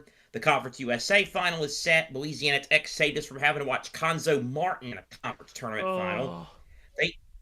They beat Missouri State 69-66. La Tech get Kennesaw State, who beat Sam Houston 79-73. How about Charlotte? They beat UAB today to go to the semis of the American 83-78. And we'll get you out of break with the American because first of all, North Texas and Tulsa played a stupid overtime game in front of about 7 people. In front of about 7 people that Tulsa did win. Play old rival Wichita State tomorrow. I would say it'd be a good atmosphere, but God Almighty, I don't think you'd get to Birmingham. I mean, jeez. But I'll leave you with this. There will write stories, college basketball degenerates will, about the 25-26 UAB Blazers. In the American Conference, UAB was 9-0 in true road games. Games played in the city of Birmingham, 2-8. Hashtag that's so college basketball. SWAC title, by the way, will be Southern and Prairie Viewed, and I believe that's the last one. Yes. All done. The rest of it will be updates on other games as we go back to Charlotte. And Clemson gets the ball inbounded, and we get a quick foul that goes against Caden Boozer. It's a foul on the floor. So interesting. Everybody get a foul on the floor. Foul on the floor. So interesting watching Duke in this tournament, as shorthanded as they are. We know they're going to be without Caleb Foster for maybe the rest of the season, but certainly at the start of the NCAA tournament next week as Clemson inbounds and Wallin misses a 3. Duke with the rebound and up the floor they come. Cam sets a high screen for Caden, who reverses to Himenia, and behind a Cam screen, Himenia's open, and he cashes in on a 3. Himenia with his 3rd of the night. He's got 14 points. And Duke's lead is back up to 20. He averages only 5.5 a game, Himenia. While they are shorthanded, they need other players to step up. Himenia is the one that's done it tonight. Here's a right baseline drive, whipped back outside. Godfrey located Wallin up top, dribbled left for Hunter, bounced inside, into a double team goes Davidson. He backed into the body of Caden Boozer. It's a defensive foul on Caden. What I was mentioning about how interesting it is watching Duke down Gungba and Foster in this tournament. We know Foster's out for a long time, maybe the whole season. Gungba, there has been almost nothing as far as reports on when Gungba might come back. A lot of people believe that he'll be back either for their first or second NCAA tournament game next week. And, I mean, we know anything can happen in this sport, but do they really need him next Thursday against what'll be a 16 seed is what people will ask. Here's Porter on the drive in from the left. He flips it up, no. Godfrey offensive rebound, and no one wanted to get in his way and pick up a foul that they didn't need. So they all get out of Godfrey's way, and he dunks down the putback. He's got 14 to lead Clemson. But I think there were people that were wondering, well, why are they even coming into this tournament and even putting a lot of effort into it if they know this isn't the team that they're going to have come next week, if indeed Gungba is on his way back, as we got a foul on Godfrey away from the ball. But I think Jon Scheyer answered that question last night after this same unit, this 7-man thin rotation, really had to gut out a game against Florida State that they were extremely fortunate to win. Hamenia inbounds, Brown cuts to the basket, catches, rises up, muscles up a shot that would not go. Godfrey, good defense with the rebound, snapped it ahead in transition for Porter. And Clemson will get set back on offense again. Porter swings it right. Davidson trades it off for Buckner. Buckner cups it back to the left wing. Hunter looks for some space. He'll then direct it to the top of the circle. Godfrey pitches out to the right corner. Porter looks for space and shoots a three and knocks it down. Next dead ball, got a comment about Jon Scheyer I want to make. I think you'll get a laugh out of it.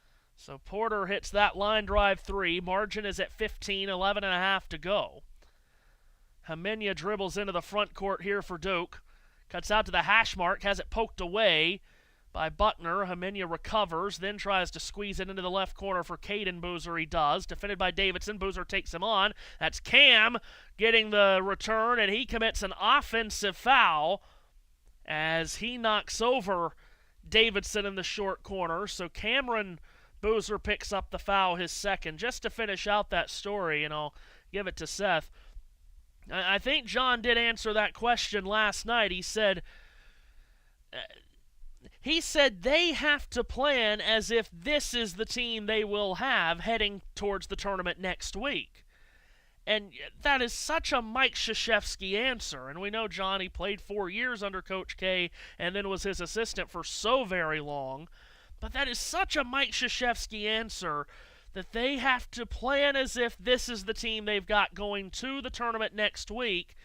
And while there were a lot of numbskull idiots, bet you can't guess who I'm talking about here. A lot of numbskull idiots say, oh, they should just lose to Florida State and not put any pressure on the bodies that they do have. And Jon Scheyer said, well, you fat idiots can shut the hell up because we're going to go out and try to win the ACC tournament with who we got. I don't know who in the world would say. I don't know who in the world would ever say that they should have lost to Florida State. I don't know who would have said that. Victor Newman, maybe? I don't know, but he's not fat. But anyway,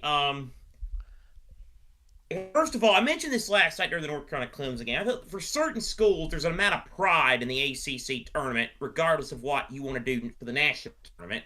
There's always pride in this event because this event is the granddaddy of whatever you want to call it, of all the conference tournaments. Second of all, so Jon Scheyer is kind of messing around. All I have to say about Jon Scheyer, oh, yeah, it's so, boys. I've seen that coming. He's been playing some mind games, boys. He's going to have a really special mind if they win tonight. They had to play Virginia with He's this. learned from the master. Yeah, for sure. Well, yeah. If they hang on tonight and they play Virginia tomorrow night, I don't know. I truly don't know how either one of these teams would beat Virginia tomorrow. Playing with the deck of cards that they have been dealt against a Virginia team that's fully healthy and stocked with a pair of 7-footers, but I'm sure Jon Scheyer would have a game plan.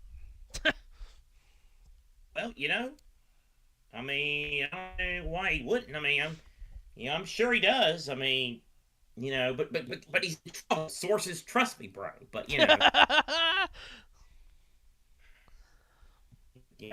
yeah, Duke's gonna fall off a cliff. Oh, sure they are. They are.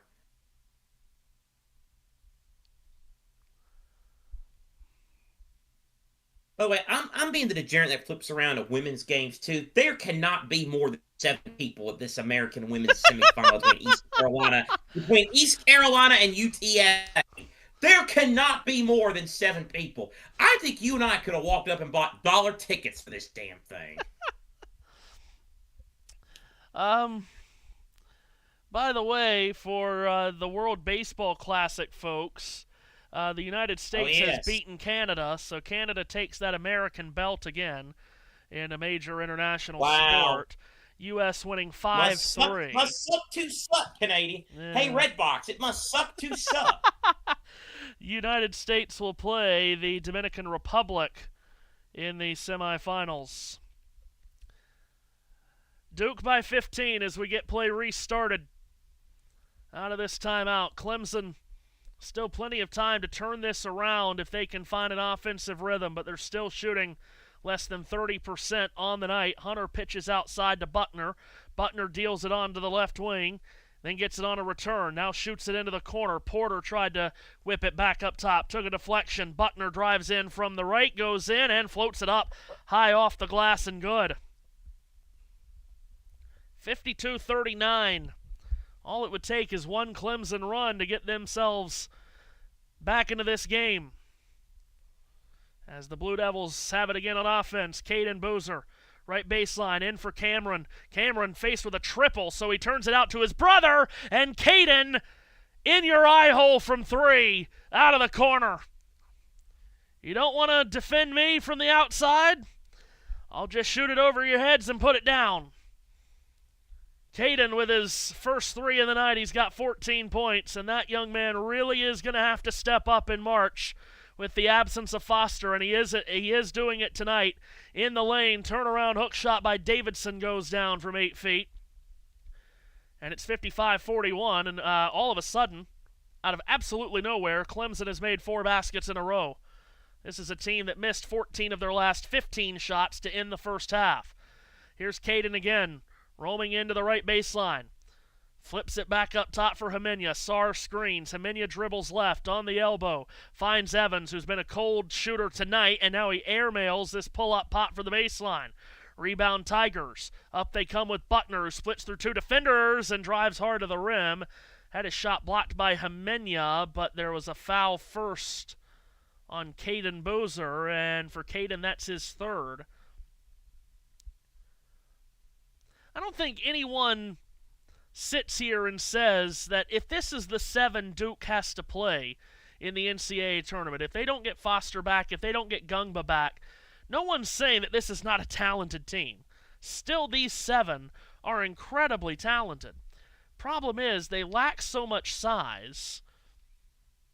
First free throw good for Buckner. I mean, could you imagine them trying to play Arizona or Michigan without Gungba? Lord, it'd be a bloodbath on the interior. But the other part of it is just how much thinner they are.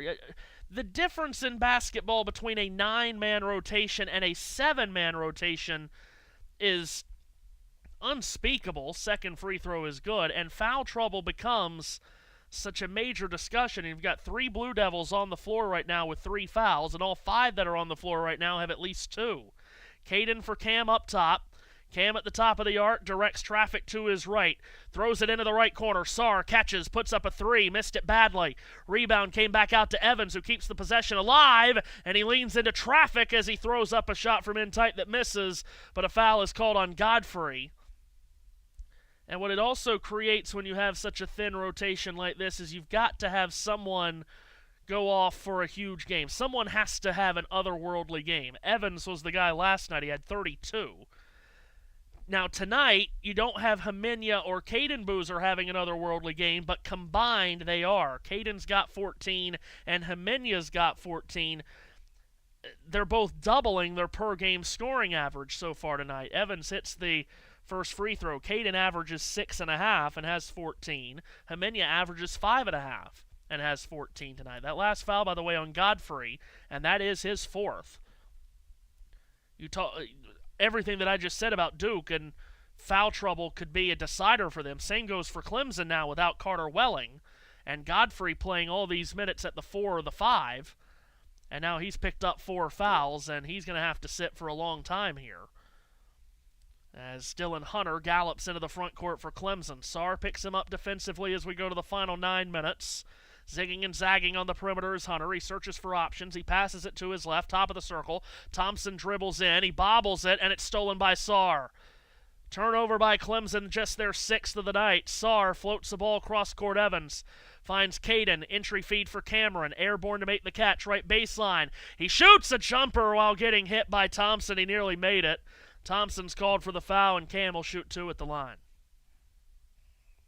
Update from Chicago, 12 seconds left. 84-82, the lead for UCLA over Michigan State. And they're reviewing something. I think I can't tell whose ball it is. I don't know if that arrow is a possession arrow or a ball possession arrow.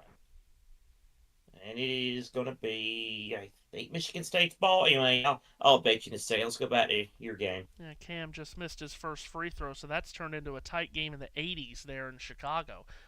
Focusing a lot on Jim Boeheim tonight. Yeah, I mean, never mind the disparaging things he said about the state this tournament's in. Yeah. Prop him up. But again, I didn't think he liked anything until I found out he loved Red Panda earlier tonight. So. It's UCLA at the free throw line, by the way. Trent Perry, an 86% free throw shooter, with 2 big ones coming up right here. I'm assuming it's 2. Cam was able to rattle in the second free throw. He made the first. 15-point game. Here's Hunter off left wing. Duke playing a bit of a zone defense here, and Hunter's going to shoot a 3 over the zone and knock it down off left wing. Clemson's now made 5 straight baskets. This is a totally different offensive team than they were in the first half. And Duke's lead is trimmed to 12 with 8 minutes to go. Blue Devils on offense with Evans outside left, trying to go around a Cam screen, deals it into the right corner. Hemenia open for 3, misses too strong. Weak side offensive rebound, Caden Boozer. Now to Sarr, left corner 3 is up and down, and now they're going to count it as a 2. Might have had a toe on the line. In fact, Dame's had that happen so many times to him this year, where he thinks he's hit a 3 and he's just had a toe on the line. That happened to him 3 times in one game earlier this year. Timeout taken by Duke.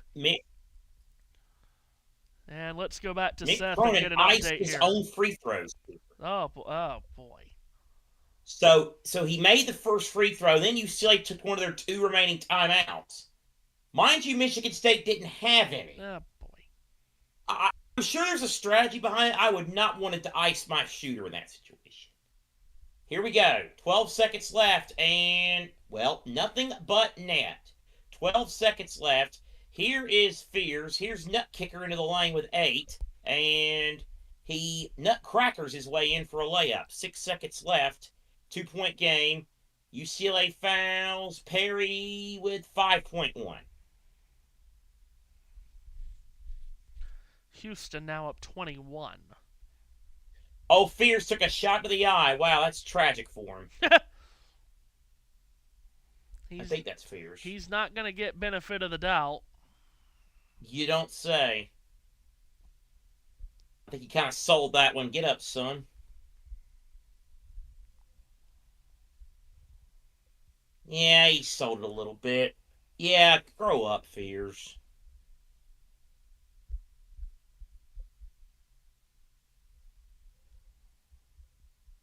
Here's this here is this guy. He's made UCLA's last 4 free throws, Trent Perry. Needs 2 more. Makes the first. And here is the money one. Matthew, you called UCLA earlier in the week when we talked off air and made predictions about this. You called UCLA to at least get to the final. And it looks like you've got it because he just made the second. 5 seconds left.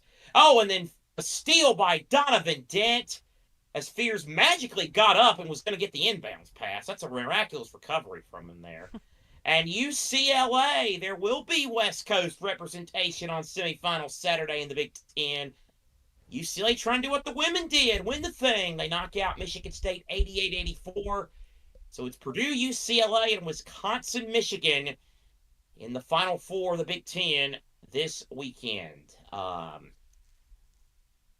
Yeah, UCLA. Are they going to surprise us like they did in the bubble 5 years ago? Oh, This is what boy. this is trending towards. Oh, boy.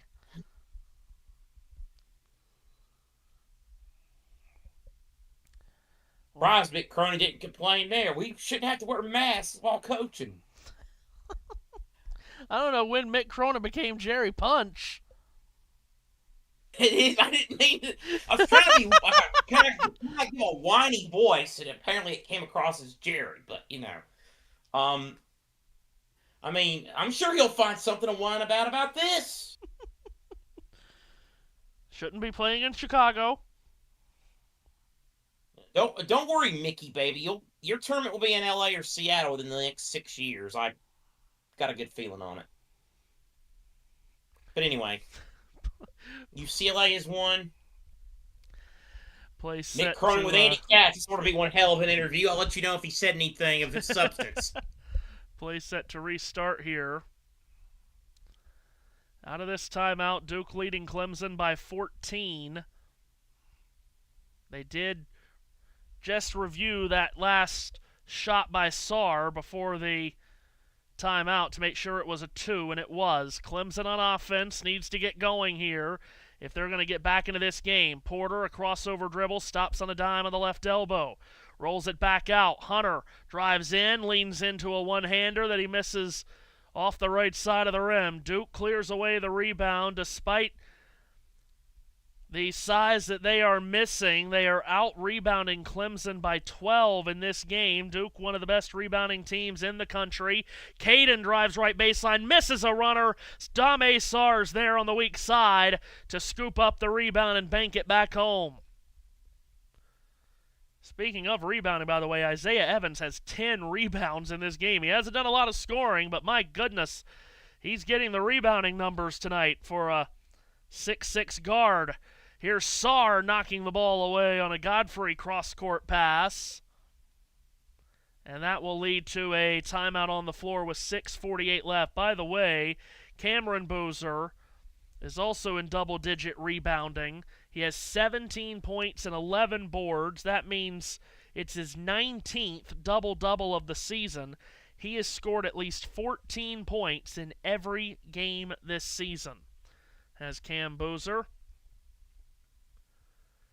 He's with 17. Caden and Hemenia with 14 each for the Blue Devils tonight as they lead by 16 with less than 7 minutes to go. Coming up this weekend on the channel, there's still motorsports going on. We're, of course, engulfed with the March Madness, but there's also March Motorsports. And here on the channel, on Sunday afternoon, 12:30 p.m. Eastern Time, the IndyCar Java House Grand Prix of Arlington in Arlington, Texas, as it snakes through the streets of Arlington, around AT&T Stadium, around Globe Life Park. We'll have that for you at 12:30 on Sunday, and then at about 3:30 or 4 o'clock on Sunday, the NASCAR Cup Series runs the Pennzoil 400 at the Las Vegas Motor Speedway. And we'll have both of those races for you on the channel, along with the Big Ten Tournament Final from Chicago. Some big cities that we're hitting there. Arlington, Texas, Chicago, Illinois, and Las Vegas, Nevada. And we will... Thanks, Rusty. You're welcome.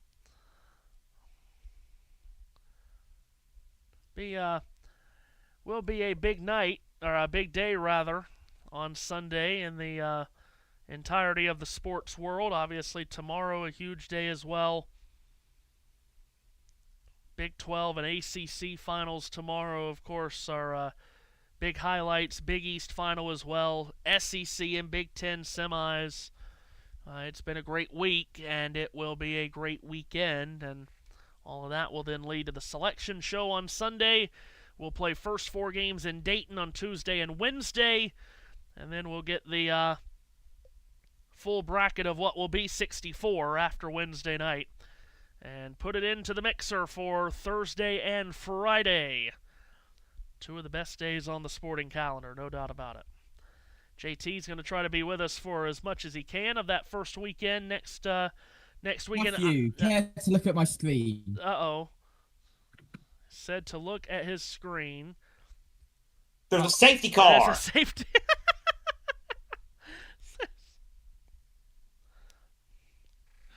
Oh, jeez. Yes, I have an FIA light panel as part of my setup. Well, why wouldn't you? Point where nothing he does anymore surprises And he's me. been keeping up with the score brilliantly this whole game while doing what is this again, JT? Is this the sprint race that you're This doing? is a sprint. This is a sprint. Okay, so it is the sprint. Yes, the chase for the Chinese Sprint Cup. Here comes Clemson out of the timeout. Okay. And the Tigers All with right, possession. Bill. Shot How about clock down you? to 3. Johnson pull-up jumper left baseline, no. They battle for the rebound, and Hemenia comes away with it for Duke. I said, and it still reigns true, Clemson, it really would only need one Clemson run to get back in this game, but they're certainly running out of time to do that. Hemenia airmails a 3, but Cameron Boozer got an offensive rebound on it and sticks it back in, and it's 64-46. Cam with 19. Clemson has just been caught in this web of Duke's defense all night long. Here's Dylan Hunter. Top of the key, swings it left. Porter on the outside. Entry feed. Godfrey. He leads Clemson in scoring tonight with 14 points. And he flips a shot up while falling down in the lane. It misses off back rim. But a foul was called on Cam Boozer, his third. And Godfrey will shoot free throws.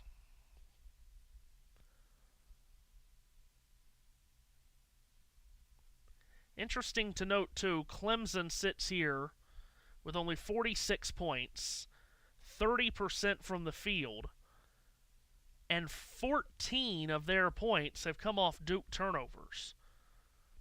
So if it wasn't for Duke turning the ball over, Clemson would be right around 30 points right now as Godfrey makes his first. By the way, here's some numbers for you.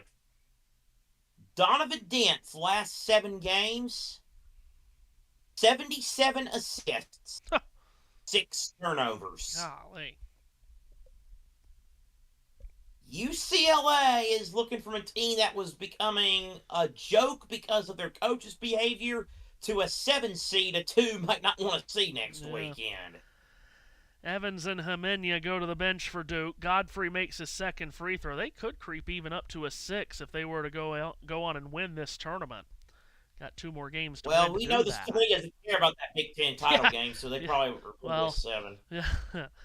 Here's Cam, top of the arc, swipes it right. Harris bounces it back for Cam, top of the circle. Shot clock down to single figures. Cam blitzed with a double. Harris feeds the right corner. Caden drives the baseline to the rim. He goes, throws it up off the glass, no good. Davidson the rebound, fires it out in transition. Hunter puts his head down, chisels inside, kicks back out. Davidson lines up a 3. That skips off the orange rim to our left, no good. Cameron Boozer secures the rebound, his 13th of the night. And Caden into the front court. It's Caden and Cameron Boozer on the floor with Dame Sarr, Darren Harris, and Malik Brown. Here's Sarr flashing for the ball. Outside left, entry feed Cam. They don't come with a double immediately. Now they do. Bounce back out Sarr. Left arc 3, skyward no. Scrap for the rebound. Good job by Davidson to box out Cam. Taken by Johnson. Here comes Clemson down by 16. Skipped inside. Godfrey trying to get around Malik Brown, and he can't, but Brown is called for a foul. Clemson's in the double bonus, so it'll be 2 free throws for Godfrey, and the foul on Brown, his third. That's the 5th Blue Devil with 3 fouls tonight.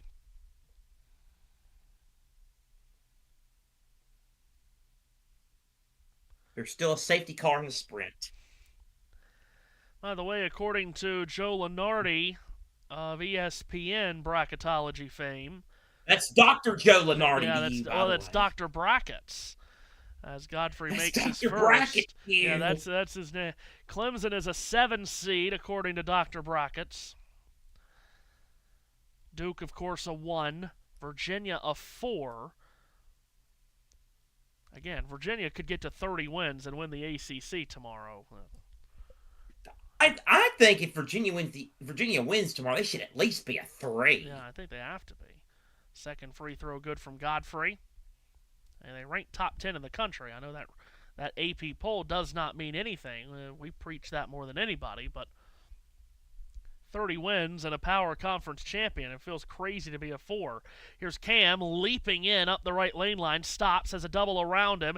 He passes out of it to Sarr. Extra feed Harris. Now to Caden. Drives in from the left. Hangs in the air and banks it in. Caden Boozer is having a game that will earn him a lot of respect, not only among his teammates and Duke fans, who can be hard to please, I've heard, but also from opponents moving forward. As in the lane, Davidson shovels up a left-handed shot that slides off the rim, no good. Rebound Duke University, and here comes Caden up again.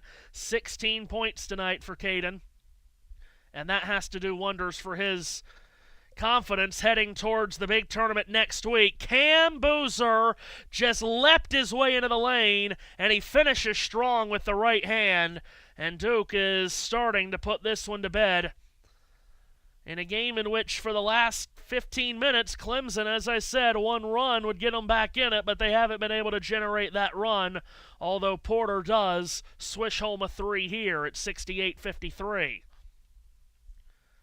Hemenia set to check in for Duke. Godfrey set to check in for Brad Brownell and Clemson. Cam handles the ball, midcourt logo. Fronted by Davidson. Cam puts it on the deck, tries to skip it in for Brown. It goes through Brown's arms, out of bounds. A Duke turnover, and that will lead to our final media timeout of the night. 3 minutes and a second to go. Duke leading 68-53, heading towards another trip to the ACC Tournament final. They've been there a lot. Well, I know it's not high on anyone's radar, but close game is close game, and I don't discriminate. Got a 3-point game here in the Conference USA women's semifinal between Missouri State and FIU. The Bears, the 6th seed, are up by 3, and they have the ball. Winner gets, here's a blast from the past, the Lady Texters of Louisiana Tech might be back, folks. Wow. They're going to be in that championship game tomorrow. By the way, there was one women's bid handed out today. Congratulations to Vermont. They beat Maine 61-43 to win the America East. And there was a big upset in the Ohio Valley Tournament as 8-win Evansville upset 20-win Belmont in the quarterfinals by 13. Because that checks out. There's actually about maybe 50 people in Huntsville as opposed to the 7 in Birmingham for the UTSA game. Of course, Missouri State has a good women's basketball tradition I'm not sure many know about. I mean, obviously Jackie Stiles, but yes, there's plenty of other ones too. And so that'd be kind of a cool throwback title game if Missouri State can hit one free throw here with 6.8 seconds left. Of course, the women's tournament. Hopefully we'll have some games of that on there. Like UConn and the Chasing Pack, UCLA has shut me up in the last week. And South Carolina, maybe they lost. Maybe they just that loss will be the best thing that happens for them. But I tell you what, the only thing at the present time that's likable out of the University of Texas at Austin, Vic Schaefer. Well, you gotta love him. You gotta. Missouri State did make the first free throw. Oh, he's great. Both free throws were good. This Missouri State match looks like the Frosty the Bear from the A&W brand food. 4 seconds left. Kick out. 3-ball is no good, and we've got Missouri State and La Tech for the Conference USA Women's Championship tomorrow in Huntsville. Bears and Lady Texters. Wow, that'll be, maybe I am a kid again after all. If Duke does hang on to win this game. Now, we talk about boa constrictors, the Duke women. Huh. There's some freaking boa constrictors. Yeah, wow. They play defense. Yeah, they sure do. If Duke does hold on to win this game, tomorrow they would be going for their 12th time achieving winning the ACC regular season and tournament titles. They've done it 11 times. That's more than anybody else, winning both regular season and tournament titles in the ACC. Also a win tonight would move them to 27-8, their all-time record in ACC tournament games in Charlotte. Duke plays extremely well in this event. They always have. Yeah, well, it used to be it was the Duke Invitational for a while, Yeah. so it kind of did play with it. Yeah, it was. Clemson out of the timeout, inbounds, and brings up the floor. In from the left, Porter kicks right corner. Johnson rises up for three, and he laces it down. Clemson within 12. We have seen crazier things happen than a 12-point comeback in 2.5 minutes, and their offense has played much better in the first half. But the second half was really, first half rather, really quite atrocious from this Clemson offense, and the Duke defense did a lot of that. Cameron Boozer spots up top of the arc, three, and he slingshots it down, and that's probably your dagger as Cameron hits his third three of the night, and he's got 24 points, his 20th 20-point game of the season. Godfrey in the lane, twisting and turning, hooking it up with the right hand, no, as it got repelled off the back of the rim. Duke with the rebound, and we head down to the final 2 minutes. Duke searching for an even 24 ACC tournament titles if they win it. Boozer puts it on the deck and drives. Reverse layup, hung on the side of the rim and would not go. Then he nearly stole it back from Hunter, who had the rebound, and they call a foul on Cam, and that'll be his fourth. And he's probably, knowing Cam's, knowing his attitude, he's had a great night tonight. He's going to really hate that he missed that shot. He's going to think he absolutely should have made that to finish it off.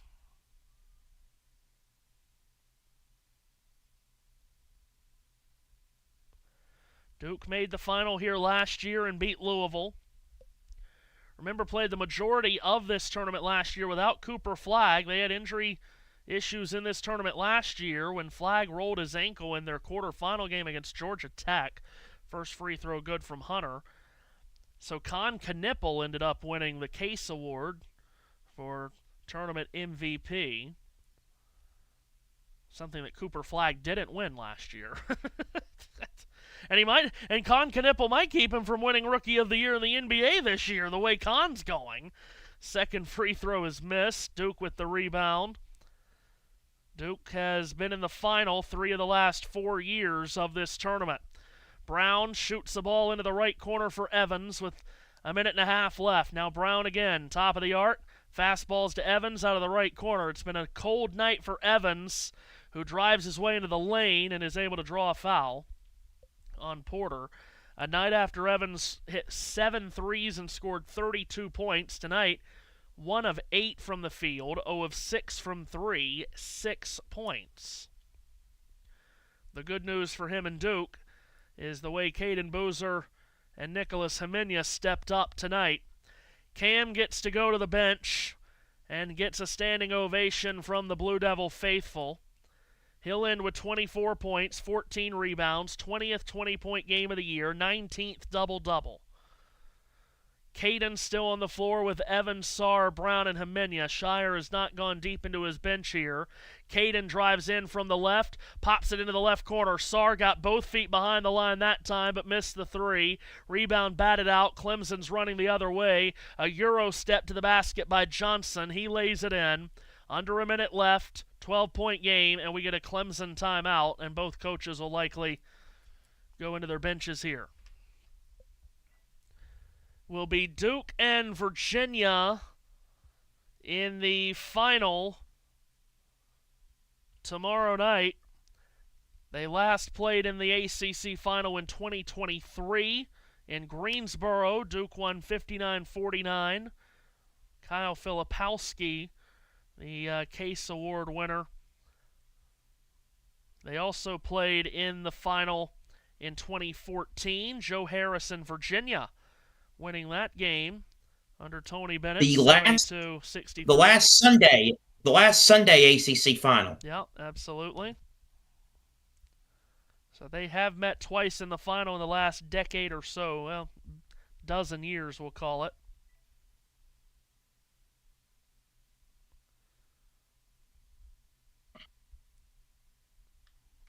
It's a well-earned victory by Duke tonight. Their defense just special in the first half, and as shorthanded as they are, got the job done 2 nights in a row. Much less exciting tonight than last night as Hemenia gets it in. Neither coach went deep into their benches there. I think Brad Brownell's still playing this game as if they can win it, as Caden drives to the basket. Driving layup was missed, might have been partially blocked. Clemson ball up the floor. Johnson pulls the trigger from 3, misses. Offensive rebound is snared and put back in by Justin Porter. 10-point game. Timeout Clemson again. So Brad Brownell really does believe they can still pull this game out, I guess. Well, at least he's trying and not giving up. And trying is really what it's all about. I was never a big fan of trying, but I was a fan of preparing to try. Seth, one more update for us before we go off? Yes, just to finish up a few, cross a few T's and dot a few I's. Utah Valley, by the way, did win that WAC semifinal. Well, you heard the end of it. UCLA did beat Michigan State 88-84 in that game. Right now it is Houston 65-46 over Kansas with 3:14 to go. So Houston and Arizona again. Arkansas leads Oklahoma by 4 in the second half. There's still 12:15 to go there. And Utah State is up 17 on Nevada with 3:43 to go. That'll make some people breathe very easily. Duke inbounds, Clemson pressuring the backcourt. Hemenia through a double, threads it ahead for Caden. He crosses the timing line. And with 30 seconds left, ooh, Clemson... breaking news, non-basketball division. Wow. Clemson is not fouling here. Duke fans get to their feet.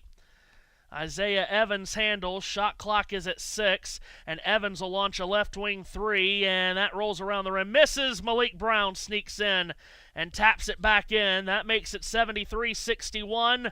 Clemson will bring it up the floor for one final time. Hunter heaves a 3 that airmails. Duke with the rebound, and for the 36th time, Royal Blue of Duke will battle for ACC royalty and supremacy. The Blue Devils are going back to the ACC Tournament final, and John Shire, voted the ACC Coach of the Year, has put on a coaching masterclass the last 2 nights with this 7-man rotation down 2 incredibly important starters. He's guided them into another championship Saturday night in the ACC. They very well could be underdogs against Virginia tomorrow. We'll see what the folks in the desert believe on that. But Virginia is a fully locked and loaded squad with a couple of 7-footers that will have a big size advantage tomorrow, and we should be able to get a really, really entertaining ACC tournament final tomorrow night. The top 2 seeds have avoided the landmines and made it to Saturday night. Duke and Virginia tomorrow for an ACC championship. Cameron Boozer, 24 points and 14 rebounds, his 19th double-double of the year. Caden Boozer proved a lot tonight with 16 points. Nicholas Hemenia played well. Those 2 overcame what was a cold shooting night from Isaiah Evans. Duke shot 46% from the field, held Clemson to 33%. Defense was tremendous again, as Duke has now beaten Clemson this year twice by 13 and 12 points, respectively. Seth, final thoughts as we wind down our night here on the channel and get ready for a busy weekend.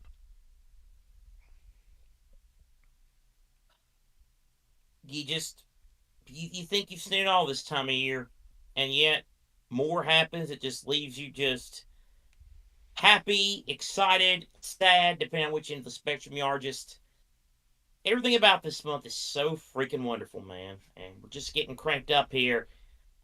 Yeah, a lot of things still happening. Sunday night at 6 o'clock is always fun. This year, I mean, it's going to be crazy because we just do not know how this bubble's going to look like. But tomorrow night, Duke, Virginia, we know they're both in the tournament.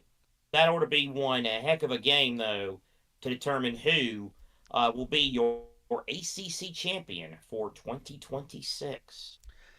Big West final also on the channel tomorrow night. UC Irvine is there. They'll play either Hawaii or Cal State Fullerton. Big Ten final on Sunday. JT, you are free from us, although you are not free for the night, but thank you as always for your hard work. You guided us through some sketchy times. Well, he actually is done. The sprint's over. Oh, okay. Well, very good. But JT, Yes, you guided us through some sketchy times earlier tonight when we had weird things happening. But glad you were able to join us tonight, and we'll talk again tomorrow. Yeah, absolutely. And for viewers, once the 2 streams have processed, I will get them all sorted out, and they will be uploaded to the channel in all their glory, complete with the right complete screens, because YouTube Studio is having a mess tonight. But yes, the sprint may be over.